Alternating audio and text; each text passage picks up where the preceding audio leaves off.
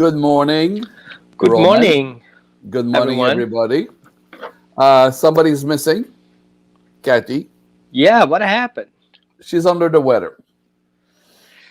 Oh And boy. COPD, she's under the care of the doctor. And Good. she will have a series of treatment to regain her ability with her lungs and her cardiovascular We need her system. back and running like in no time, right? Yes, but How about we send some good juju around it? I'm 100% in agreement with that. So let's send her some well deserved love and appreciation and positive thought and all our best wishes to her. She deserves all the best, nothing but the best, and a prompt recovery. And she's a little bit a work alcoholic, and she has tendency to overrun herself and work more than she need. And so she has to pace herself. I told many times to pace herself. And well, we wish her a very, very fast, painless recovery. So, Roman, today you'll be So, on the seat, hot seat, because I am from the point of view that I don't know anything about dog. It's happened that I got a dog. I don't have a dog, but let's say I have a dog. What the dog is expecting from me? What should I understand from the dog perspective? What the dog need on the let's talk about the physical down to earth need for the dog. Very simple. I think that's a great thing um, to ask. By the way, I have this Saturday, I have a workshop coming up. Excellent. Um, I just remembered it. Oops. And we're talk about how to the key for successful adoption.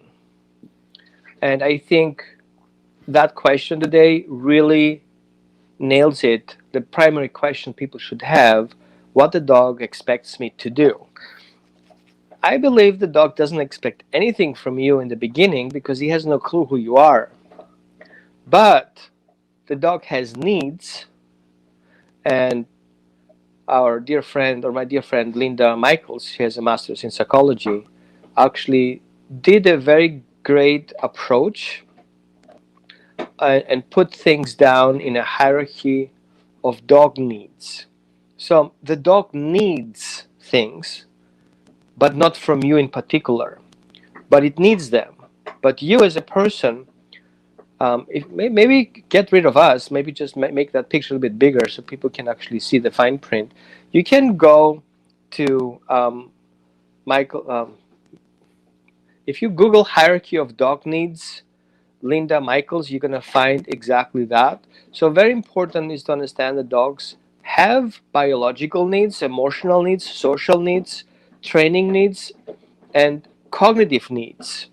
And it's very important for us to start there, understanding what the dog needs before you actually build the relationship. Because I feel if you don't cover those needs, you will not be able to create a secure attachment relationship, which means at some point that relationship will fail because if those needs are not met in one way or the other, then the dog will start having behavior issues because at some point he has to get social needs and then he becomes overly social and then he starts yelling and screaming and barking to get there to have those social needs met, or emotional needs, the dog gets overly affectionate. May I Sure, interrupt sure, you go a ahead. second? We would like to start from the basic of the basic, like the dog walk in, it's in the house. What's the physical need for the dog? Well, What the dog the must the have biological physically? needs, let's call it this Yeah. way. So the biological need, first of all, the dog is hungry, needs food, and the dog is thirsty and need water, and then he needs to go potty, and he needs to walk to get potty, and then he needs to feel safe. That's as we walk down those Hmm. biological Hmm. needs. Imagine you're going to a hotel room in a new place. You have no clue what to do. The first thing you orient yourself where the bathroom is, how to find the reception, Mm-hmm. and where food is, where you get food, where you get water. That's your needs. Right now, you're kind of in a like, oh my, I settle in right now. Right. And so this is the same thing with animals as well. They're relocated. They come to a new home. They have those needs met first, and then we have safety. How does a dog feel safe in that environment? Does he have a shelter? And shelter, Mm-hmm. I'm not talking about crate. I'm shelter about where the dog has a safe place to be, where he feels safe in a corner. Yes. Mm-hmm. Do we need to have a specific space? Always is space that you can recognize or I would locate say at. that I had this conversation this morning with my wife because we're building a shed for a kind of an in-between home for dogs who come from a long-term Mm-hmm. shelter or hoarding situation, had no clue how to be in a regular home. In that transition home, and the first thing the dog will do, he will go in a corner. He will try to be in a place where as many corners as possible are safe for him to handle. Mm-hmm. So his back should be safe at one flank. So a corner is the best way to go. So a three-dimensional space where the dog can feel safe, top, side, Okay. and bottom. And from there, he will start becoming, sorry, his territory. His Mm-hmm. territory is a safe place. And then he will expand it as he feels safe to expand it into our home, into our property, into our neighborhoods. So it goes from that corner and it opens up in a bigger place. So that's, we need to help him. Okay. If we are part of that arrangement, then Mm-hmm. the dog considered us as a safe person, and then we move into becoming a family. A family will keep you safe. Me, who I'm your family, right? Create that space for you so you feel safe. I make sure you have proper nutrition, you have proper water, you have proper exercise, you feel safe, okay? You have air to breathe, right? It's not sticky, polluted environment like in shelters, for example, it's happened. You have enough sleep, very important. People forget about the sleeping part. And then we have um, temperature. I have goosebumps right now because I have a fan running. So temperature is very important. All the environmental factors needs to be regulated. Mm-hmm. So that would be the first thing. And right after those biological needs, we need to also capture Uh, the being consistent, providing those needs. Just because I okay. walked up in the morning, take him out for potty, doesn't mean I have not to go out in the afternoon. The dog needs to go out at lunch too. Mm-hmm. Considering the dog, whenever he needs, he just lays down and pees on it. Yeah. So that the dogs don't have that idea first when they first met you. Mm-hmm. So creating that consistency is important as well. Okay. Just back to the physical requirement. Activity. You mentioned activity. Uh, how much activity? How much rest? Well, the activity level depends on age, gender, and breed, and medical conditions. So, Mm-hmm. for example, a puppy of 8 weeks old is similar. No, a puppy of 12 weeks is similar to a child of 8 months. Oh, sorry, 12 months. Mm-hmm. Yeah, kind of, sort of ish. So, no, a puppy of 12 weeks is equivalent to a child of 8 months. So you understand the concept. His joints are not really in place yet. So they're basically floating, Mm-hmm. confined muscles. So definitely you cannot do a lot of exercise. So you have to do big exercise loads, but the dog can walk.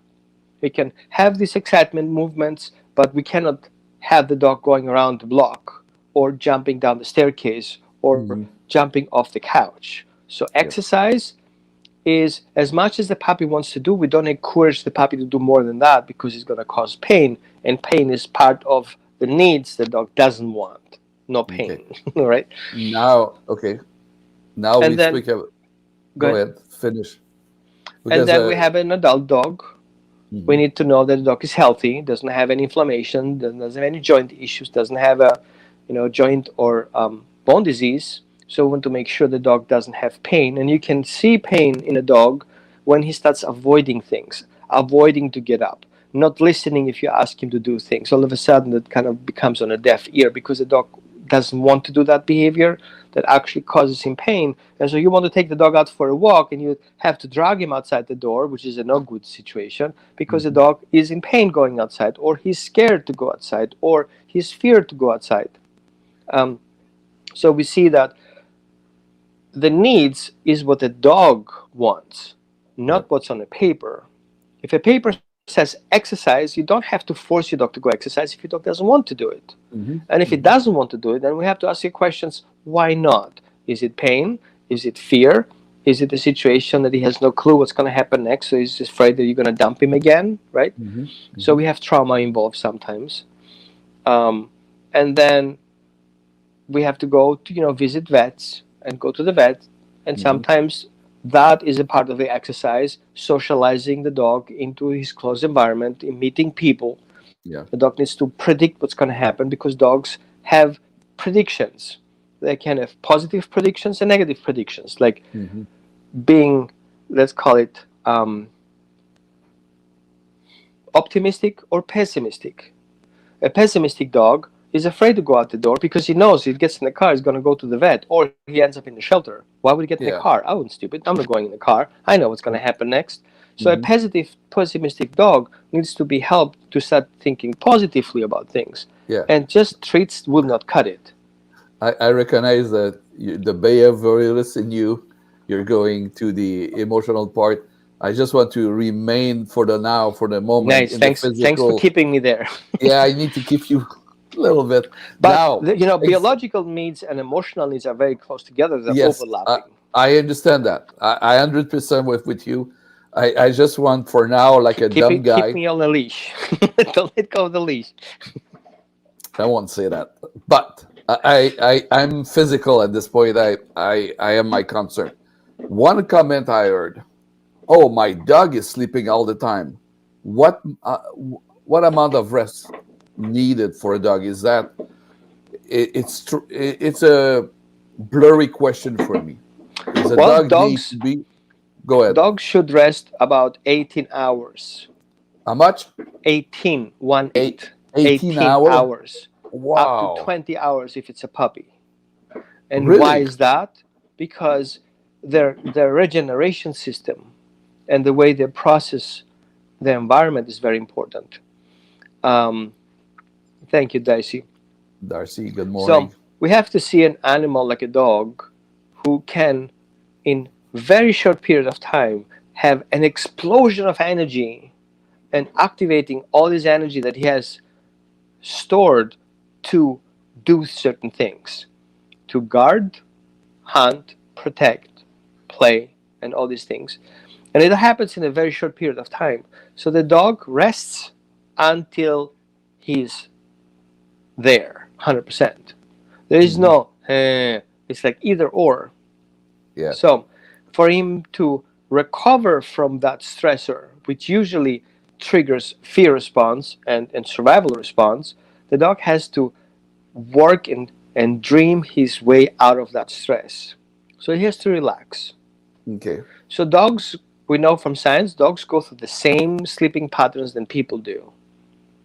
Okay, they have dreams, they re-experience situations, their body releases that density and that stress, and then it goes out and being reactivated and refreshed. So then the dog wakes up and then he's kind of better than before. But also, because dogs are self-healers, they heal themselves through rest. If a dog is in pain, if the dog is stressed or tired, he rejuvenates himself by sleeping. But he needs to really go into sleep mode, and not just with one eye, literally sleep.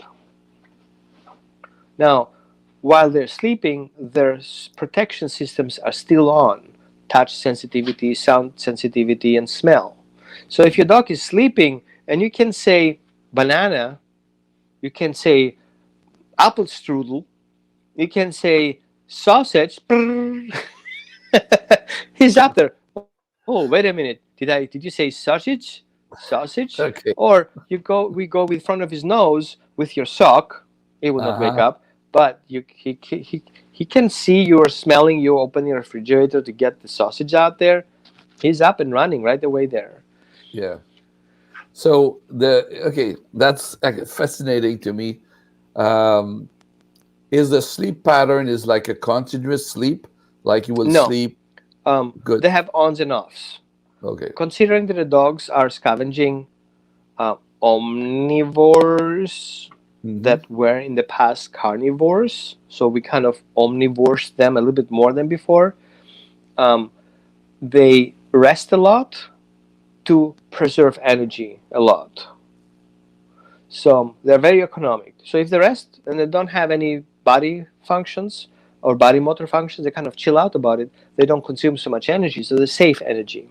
Okay. And dogs, from all the animals that I know, are ones that are not bred to kill animals to eat. They preserve and they're scavenging. So they rather have something that's around than kind of actually kill it to eat it, which makes them so well fit for human environment, because otherwise they would just kill your whatever he finds there to eat, right? Right. And so that's important to recognize. And those sleeping patterns go on and off throughout the day. He needs to go potty, he's going to get up, drink some water, he goes potty, he's hungry, going to snack something, he's going back to bed and rest. Or he can relocate himself in different spots like your guardian breeds would do. They usually sleep in elevated areas where they have a good overview. Okay. And that's why many dogs like to sleep on the couch. And if you're smart and you sit on their place and you look around you, what you see, you're going to see your bathroom door, you're going to see your bedroom door, you're going to see the hallway, you're going to see the kitchen and the entrance door, including the windows. So that is the perfect spot for the dog to be easily aware of what's happening in the surroundings. Plus, he can rest there. Should we have a elevated bed for the dog? Yeah, yeah, why not? I'm asking you. So why not? Well, dogs have preferences. Oh, Okay. I shouldn't say the emotional needs yet. Yes, technically speaking, their physical needs is to have a safe location, Okay. and that is as elevated as possible. That's why you see some small dogs hang out on the top of the couch, because they Okay. fit Yeah. there. So Hmm. this fitness is great for them to be on top of things, so they can oversee things. It's a safe place to be. So based on what you said so far, the ideal location would be a corner. So it's protected on two side and the roof, three side. Mhm. Then an elevated bed can be on the top of a cage or on top of some structure you put there. Elevated place can be so much higher. The Yeah. sense of elevation makes the dog feel safe. Okay. So it can be like 6, 8 inches Right, off the ground, not too high, but high enough to create the impression of elevation, right, but not so high that the dog cannot get there. If it's a right. small puppy, And that's five why the pound. couch is a perfect place, because Okay. it has a handle, it has an Yeah. armrest, which is the one corner, it has the The back. the backrest, which protects the back. But the armrest is not so high, Hmm. so you can still see over it, Yeah. and that's a perfect place, which is usually a very central room. Hmm. Where do we have the couch? Right. Somewhere where we can see things in kind of in the Yeah. center of the house. A perfect Right. place to be. However, I would say Yes. in that position, we put the dogs at risk, because if that is a safe place and I have visitors, then I have to displace my dog, especially now where he needs safety, and Hmm. relocate him from a safe place to another place that's not so safe. And that's why I recommend the dogs not to be on the couch as a safe place. The guests, Is they can all come up as an invitation to Mhm. hang out and cuddle, but Right. not as a safe place. It's a slippery slope. It can end up difficult for the dog, super stressful, especially if you have kids watching TV and people coming for a visit, and then the dog has to be moved somewhere else instead of him being on a safe place. So suddenly he lost his safe place, and I'm gonna hate those people for it, and it's Mhm. gonna be reactive. Oh, those people coming, and I have to move away from here. I don't like it, and then we will have behavior issues. We have Warren. Good morning, Dale. Good How you morning. doing? Nice to have you today. Of course, of you guys, I know you are a source guarding that show. You're welcome to share it. There's nothing going to Yeah. happen to you. You're going to not lose anything of your life. You're going to be the smartest guys in the group sharing that, because you're going to say, hey guys, what you will read and hear now, I heard it before you, so you're welcome to share it. Talking Plus, about you're welcome to ask questions. yeah, talking about sharing, I will share the link with Linda and her pyramid of dogs need. And so I just did that, so everybody can connect and click the link and go directly to that Perfect. page. Now, emotional. I know you're a good Ah, who topic needs emotional for you. stuff? You know, a Well, myth first to start define with. define emotional Good. and the Um, broadness of emotional. First of all, we're coming out of a dark age of dog psychology, and as much as I dislike those TV shows, one of the reason I really like specific shows is they introduced the term dog psychology officially, like for Hmm. everyone to be accessible. Besides, not that I say that it did it the right way, but the word is out there, even if it's not right done, but it's out there, and we recognize, and there's a lot of studies already done. The dog has a full range of emotions, just like I say just like. I'm not saying like, but just like, very similar to a 5-year-old. Full range of emotions.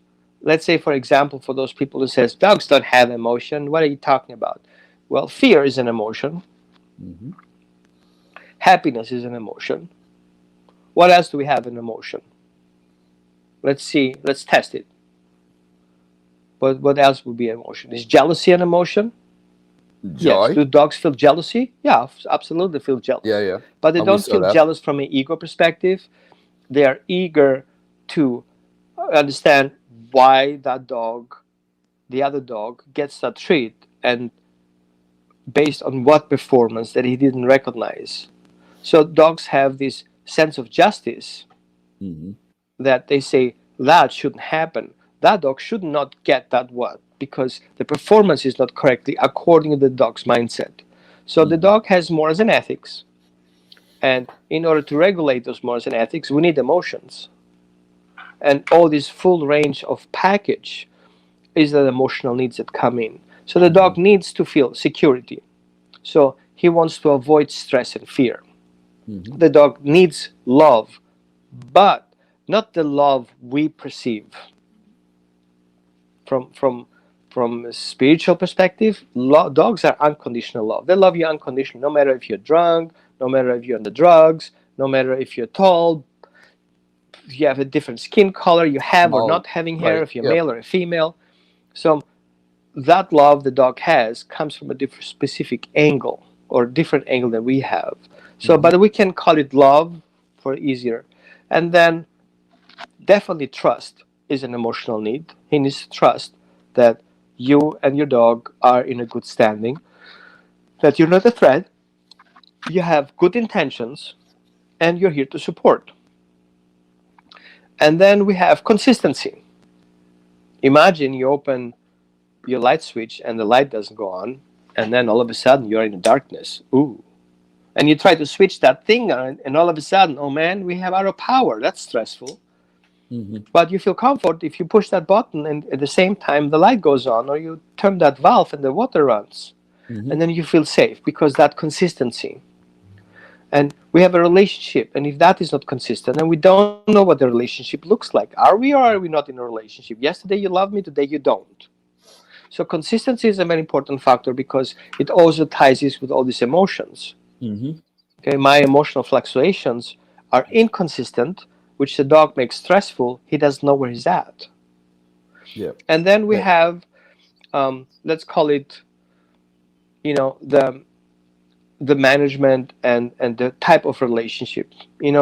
Linda calls it the benevolent leadership. I'm kind of the leadership thing is a little bit misinterpreted by many people. I would say being a dog's parent and create this parenting relationship, an authoritative relationship as a base, secure attachment relationship, basically offers you the idea of parenting. You parent a dog who cannot do things on his own, and he needs you to do things for him. And that's how it comes from. Being the leader or the pack leader, what many people refer to as leadership, is a slippery slope because people don't understand what the leadership it looks like for a dog. Excellent point. Question. The term alpha dog. Yes, please clarify for us the the expression of Don't get alpha me dog. started. So the alpha Yes, theory, the alpha theory yes, is go a ahead. myth. The alpha theory is a myth, and here's how it started. Breeders use the term alpha male and alpha female as expression of the breeding pair. The alpha male and the alpha female are the parents of the offspring because there are other males and females. So the parent will have the first generations of dogs, and for these dogs, these two are the alpha couple, the alpha pair. They refer to that. And the reason why we had that parenting relationship, and we have to understand that science has a difficulty because we have religious influences. So we were coming out of a time where the human has to be the top and the animals have to be the bottom of it. So the way we use those expressions are always difficult from a scientific perspective because we don't want to rattle up a lot of things. So we go slow, but I don't have a problem with that. I definitely say it clear out. They just want a parent. They learn from a Mhm. parent because the parent keeps them safe. It's the only safe things they have in their early life. But then when the second generation keeps in, because dogs can have two generations in the same year, and so the second generations observe the first generation being raised, and the second generations observes the first generation being parented. So we see that they learn throughout these first two generations in the same year how things happening around them. So that's very important. So in order for you to be the alpha or the pack leader, you have to Mhm. have a relationship with your dog. And since you're not the same species, okay, I don't think you would have, ew, I don't even think down that road. So, no, you don't have a tail, you don't look like a dog, therefore you cannot be the pack leader and you cannot be the alpha. However, if you build up secure attachment relationship, then the Mhm. dog has a proper imprinting and he sees you as a safe source of information and knowledge and care and nurturing, and you start fulfilling the biological needs and the emotional needs, and that, oh, we're not there yet. But we're going to talk about that soon. Mhm. And so that what makes you a parent. And I know many parents who parent their own parents because they're disabled, they lack of, they have difficulties, and though we help them by making things possible for them to comply to those needs so they can feel safe. Mhm.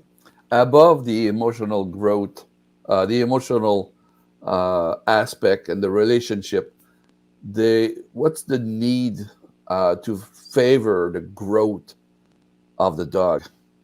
What is what will make your dog become smarter, more involved, Well, present, for the related? dog, we know the term street smart. Yes. Okay, um, intelligence. We cannot. It's difficult to compare intelligence with our terms because we consider us being intelligent, Hmm. but we cannot produce power. We talk about us being intelligent, but we cannot run fast. So we use Hmm. tools to do that. So I Right. think the term intelligence is how do you navigate around your environment. Now, dogs don't really need tools to do what they need to do.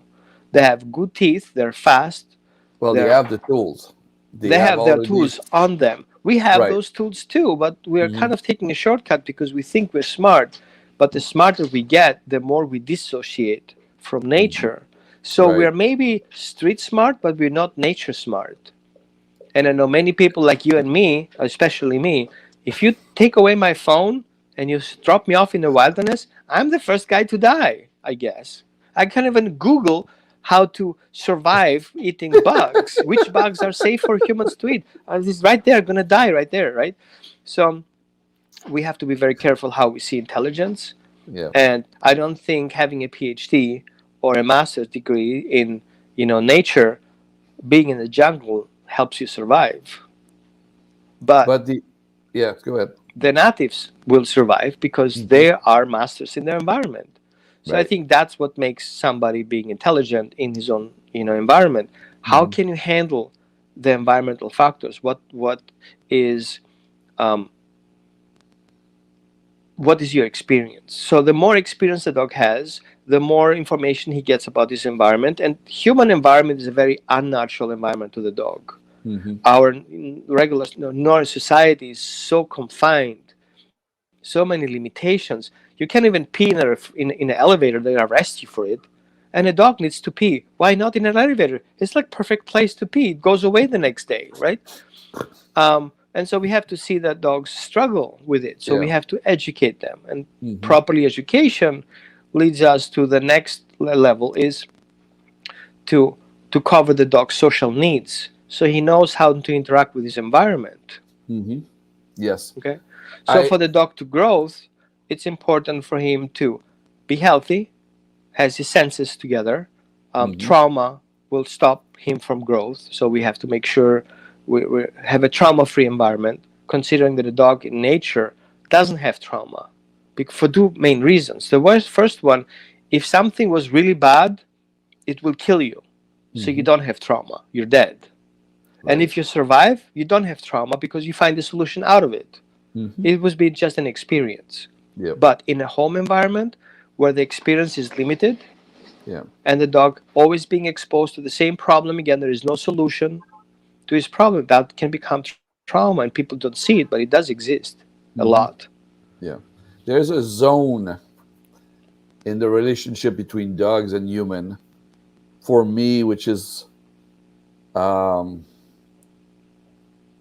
enigmatic. I will use the word enigmatic. And the example I have is a speech therapist, her training dog, a female, learned sign language. The female dog got a daughter, get the many dogs, but she keep with her one of the dog, a female.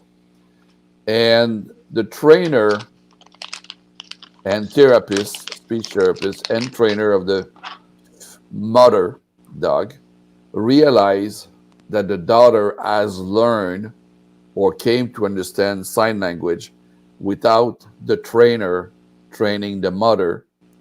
So for me, it's like, what? What's the part? What's going on there? What is happening? Is that a mythology? Is that like daydreaming? Is that real? Well, dogs learn from observation. That's a priority because there is no verbal communication with animals. They don't talk a lot. They exchange information in ways that we have to wrap our mind around it. We know that dogs are telepathic. We cannot prove it, but we know that a dog can recognize when his owner gets ready to come home, even if the owner did not call or give any signals to the dog that is going to happen. And I have personal experience for that.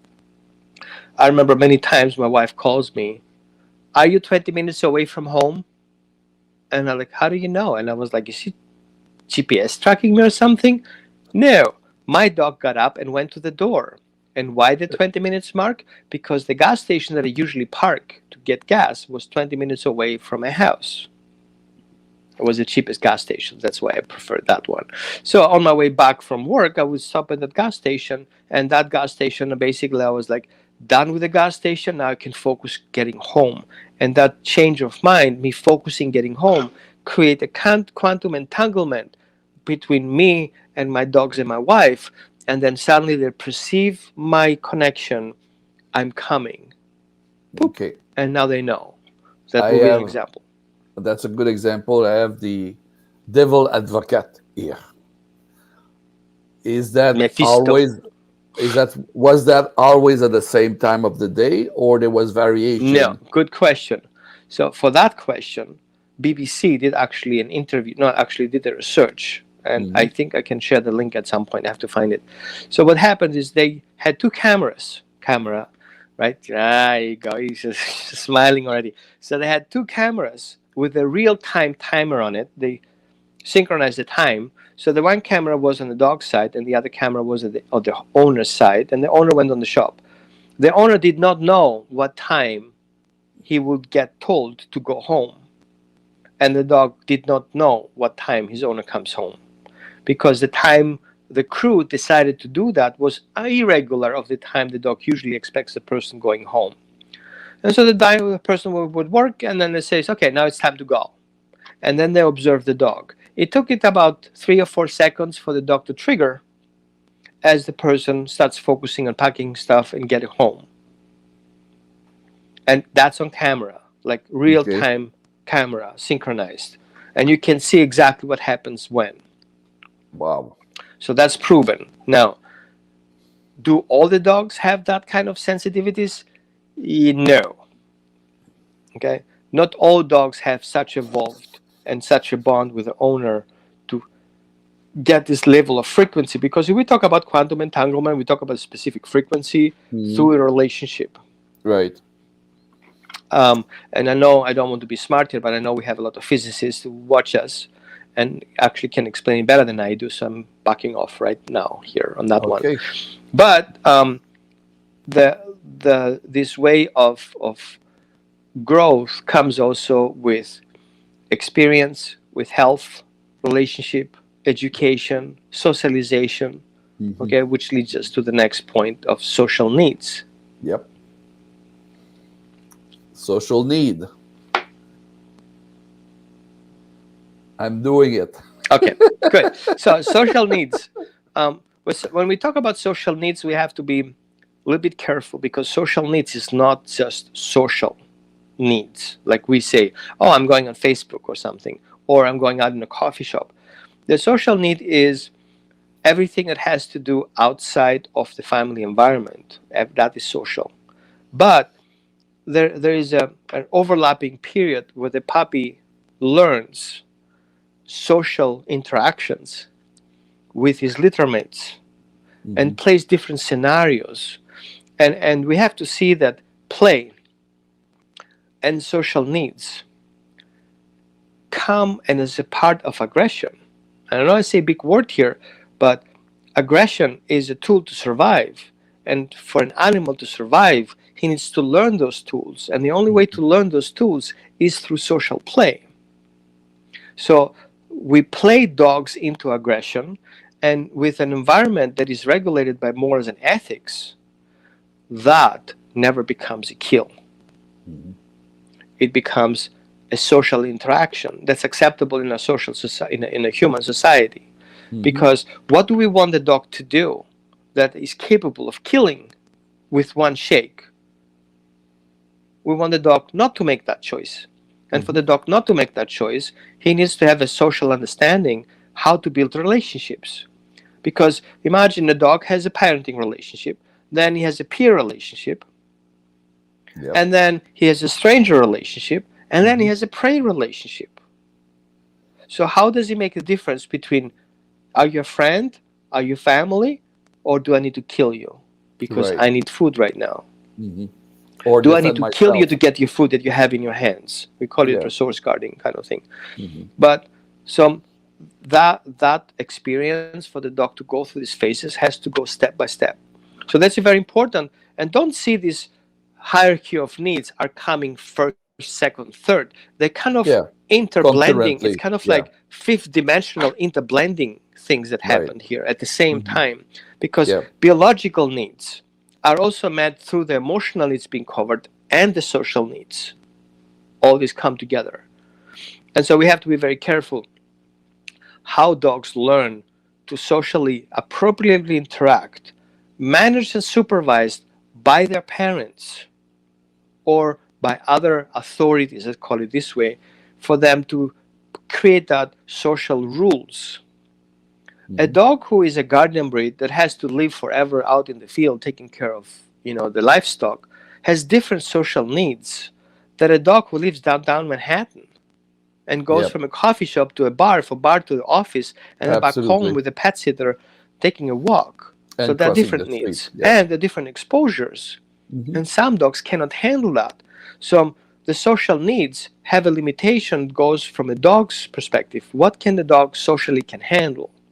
Mm-hmm. For example, a dog has medical issues and his environment is very loud and noisy. His social needs become frustrating and punishing and actually traumatizing if I have to expose my dog to go to pass a lawnmower, a truck, or a barking dog on the fence to get to his best friend. He's going to hate his best friends. He doesn't want to go there anymore. So because I cannot be able to secure and safely navigate him through the territory to get to meet his social needs, it becomes a struggle. Mm-hmm. Roman? Yes, sir? Closing statement before we wrap the show? Quickly. Okay, I'll make it very quickly. Whatever you do to your dog to cover biological, emotional, and social needs, you have to train them. In order to train them, you have to stay away from fear and scare tactics. And positive reinforcement is actually not just limiting in cookies and hugs and kisses. It's the dog has to feel safe in the entire process and needs to learn to take that information in, be able to process it. So you have to break it down in individual confident pieces for your dog to be able to process it. And then at the top of it, your dog needs to learn to make those choices that helps him survive and thrive. So while most of those biological, emotional, social needs and needs for training and learning and problem solving skills that are necessary to survive, we as parents, we have to go to the next level and make that to thrive. So hierarchy of dog needs are to survive, and we need to bring to the next level, we need that to thrive, get the dog's potential. Okay, me going to high school doesn't reach my potential. Eventually going to university would reach my potential. Maybe going in nature and study nature in nature is even higher potential. Make sense? Yeah, make complete sense. I thank you very much for your contribution to the show. Without you, the show will not be the same, of course. Without Kathy, it would not be the same. So Kathy, back on your seat now. Well, the good news, I just learned a few seconds ago that she's doing better. The doctor are taking care of her. She's receiving treatment. She will be back on her feet very soon. And we wish all the best to her. Thank you so much, Roman, for your contribution. And on these word of wisdom, next time or soon, in the near future, we'll talk about the aspect you just introduced, the aspect of training. And we'll talk more in detail on this aspect of training. Thank you, everybody. Thank you for watching. Share the news. If you find anything interesting in that show, share the show with your friend and family and let them know the good news. That's what you found in the show. Thank you for your attention. See you very soon. Yes, Roman? Yeah, don't forget, we have the class coming up on Saturday. Oh, yes. What time? 3 o'clock Pacific time. I'm going to post a link on the top. Okay, great. Saturday, 3 o'clock Pacific time, Roman. Thank you so much. See you soon. Bye-bye. Bye-bye.